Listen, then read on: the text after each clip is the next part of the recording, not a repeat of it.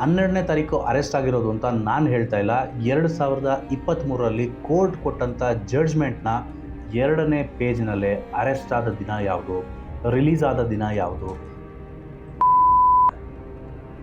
Arrest ಆದ ದಿನ, date of arrest of accused ಅಂತ ಇಲ್ಲಿರೋದು 12/10/2012.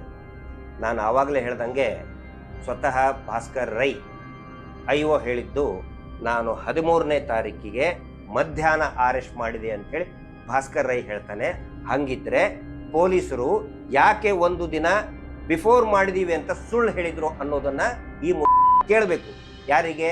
ಪೊಲೀಸರು ಕೇಳಬೇಕು. ಆ ಭಾಸ್ಕರ್ ರೈ ಕೇಳಬೇಕು. ಇವನು ಬೇಲ್ ಸಿಕ್ಕ ದಿನ ಯಾವುದು, ವಿಚಾರಣೆ ನಡೆದ ದಿನ ಯಾವುದು, ಇಲ್ಲಿ ಇದನ್ನು ಕೂಡ ತಾವು ನೋಟ್ ಮಾಡ್ಕೋಬೇಕು. ಇದು ಕೊನೆಗೆ ಬರ್ತದೆ. ಇವನು ಯಾವ ರೀತಿ ತಾನು ಹೇಳಿದ ಸುಳ್ಳಲ್ಲಿ ತಾನೇ ಹೇಗೆ ಸಿಕ್ಕಿಬಿದ್ದಿದ್ದಾನೆ ಅನ್ನೋದನ್ನ ಅವನೇ ತೋರಿಸಿದಂತಹ ಈ ನ್ಯಾಯಾಲಯದ ದಾಖಲೆ ಇಂತ್ರ ಗೊತ್ತಾಗುತ್ತೆ. ಇದರಲ್ಲಿ ಇದೆ date of closing of evidence. ಈ ಮುಠಾಳ ಇದನ್ನ ಹೇಳ್ತಾ ಇಲ್ಲ, ಹೇಳಬೇಕು. Date of closing of evidence 17/6/2022. ದಯವಿಟ್ಟು ಈ ಡೇಟನ್ನು ನೆನಪಿಟ್ಕೊಳ್ಳಿ. ಮುಂದೆ ಯಾವ ರೀತಿ ಇವನು ಸಿಕ್ಕಿಬಿಡ್ತಾನೆ ಇದರ ಆಧಾರದ ಮೇಲೆ ಅನ್ನೋದು ನಿಮಗೆ ಹೇಳ್ತೇನೆ. ನೆಕ್ಸ್ಟ್, ಎಷ್ಟು ದಿನ ಈ ವ್ಯಕ್ತಿ ಜೈಲಿನಲ್ಲಿದ್ದ ಪ್ರತಿಯೊಂದು ಡೀಟೇಲ್ಸನ್ನು ಮೆನ್ಷನ್ ಮಾಡಿದ್ದಾರೆ.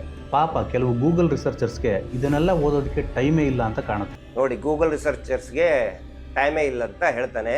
ಇದೇ ಅಯೋಗ್ಯ ಮುಠಾಳ ಗೂಗಲ್ನಲ್ಲಿ CRPC 53 ಅನ್ನೋದನ್ನು ನೋಡಿಕೊಂಡು ಸ್ಕ್ರೀನ್ಶಾಟ್ ಹೊಡೆದು ಅದರಲ್ಲಿ ಇರೋದನ್ನು ಏನು ಸೆಂಟೆನ್ಸ್ ಇದೆ, after the when a person is arrested ಅಂತ ಹೇಳಿದ್ದನ್ನು ತಪ್ಪಾಗಿ ಹೇಳ್ತಾ ಇದ್ದಾನೆ. ಸ್ವತಃ ತಾನೇ ಗೂಗಲ್ ರಿಸರ್ಚ್ ಮಾಡಿ ಹೇಳ್ತಾ ಇದ್ದಾನೆ.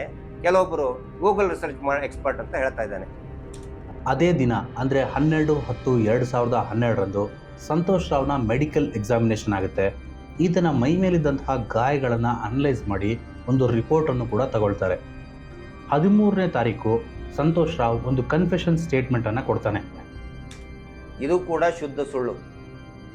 ಈ ವ್ಯಕ್ತಿಗೆ ವಾಲಂಟರಿ ಸ್ಟೇಟ್ಮೆಂಟ್ ಅಂದರೆ ಏನು, ಕನ್ಫೆಷನ್ ಸ್ಟೇಟ್ಮೆಂಟ್ ಅಂದರೆ ಏನು ಗೊತ್ತಿಲ್ಲ. ಸುಮ್ಮನೆ ಹಾಗೆ ಬಂದು ಉಂಡೆ ತಿಮ್ಮನಂಗೆ ಬಂದು ಕುಂತ್ಬಿಟ್ಟಿದ್ದಾನೆ. ಇಲ್ಲಿ ಯಾರು ಹೇಳಿದ್ರು, ಚೀಟಿಯಲ್ಲಿ ಬರೆದು ಕೊಟ್ಟರು, ಉಂಡೆ ತಿಮ್ಮನ ಥರ ಹಿಂದ್ಗಡೆ ಒಂದು ಗ್ರಾಫಿಕ್ಸ್ ಏನೋ ಒಂದು ಇಟ್ಕೊಂಡು ಬಂದೆ ಕುತ್ಕೊಂಡು ಬಿಟ್ಟಿದ್ದಾನೆ. ಕನ್ಫೆಷನ್ ಸೌಜನ್ಯ ಪ್ರಕರಣದಲ್ಲಿ ಅಕ್ಯೂಸ್ಡ್ ಸಂತೋಷ್ ರಾವ್ ಯಾವತ್ತಿಗೂ ಕೂಡ ಕೊಟ್ಟಿಲ್ಲ. ಮೊನ್ನೆನೂ ಕೂಡ ನಾನು ಅದನ್ನೇ ಅಬ್ಜೆಕ್ಷನ್ ಮಾಡಿದ್ದು. ಈ ಕನ್ನಡದಲ್ಲಿ ಕನ್ಫೆಷನ್ ಅಂತ ಹೇಳ್ತಾ ಇದ್ರು. ಅದರಲ್ಲಿ ಏನಿದೆ ಓದಿದ್ದೀರಾ ಅಂತ ಕೇಳಿದಾಗ ಯಾರ ಕಡೆ ಅಂತಲೂ ಉತ್ತರ ಬಂದಿಲ್ಲ. ಎಲ್ಲರಿಗೂ ಕೂಡ ಗೊತ್ತಿರಲಿ, ಇದು ಕಾನೂನಿನ ಪ್ರಕ್ರಿಯೆ ಗೊತ್ತಿರೋರ್ಗೆ ಅರ್ಥ ಆಗುತ್ತೆ. ನಾನು ಹೇಳ್ತಾ ಇರೋದು ಈ ಗೂಗಲ್ಗೆ ಗೊತ್ತಾಗೋದಿಲ್ಲ. That is a voluntary statement. ಯಾವುದೇ ಪ್ರಕರಣದಲ್ಲಿ ವ್ಯಕ್ತಿ ಅರೆಸ್ಟ್ ಆದಾಗ ಪೊಲೀಸರು ಬರೆದಿರ್ತಾರೆ, ಹಿಂಗೆ ಒಂದು ಹಾಳಿಯಲ್ಲಿ ಬರೆದಿರ್ತಾರೆ, ಅವ್ರಿಗೆ ಏನು ಬೇಕೋ ಅದನ್ನು ಬರೆದಿರ್ತಾರೆ. ನಾಳೆ ಇವನ್ನೇನಾದರೂ ಅರೆಸ್ಟ್ ಮಾಡಿದರೆ ಇವನಿಗೂ ಕೂಡ ಅದನ್ನೇ ಬರೆದಿರ್ತಿದ್ರು. ಸ್ವ ಇಚ್ಛಾ ಹೇಳಿಕೆ ಅಂತ ಹೇಳಿ ಅದನ್ನೇ ಇನ್ನು ಕನ್ಫೆಷನ್ ಅಂತ ಹೇಳಿ ದಾರಿ ತಪ್ಪಿಸ್ತಾ ಇದ್ದಾನೆ.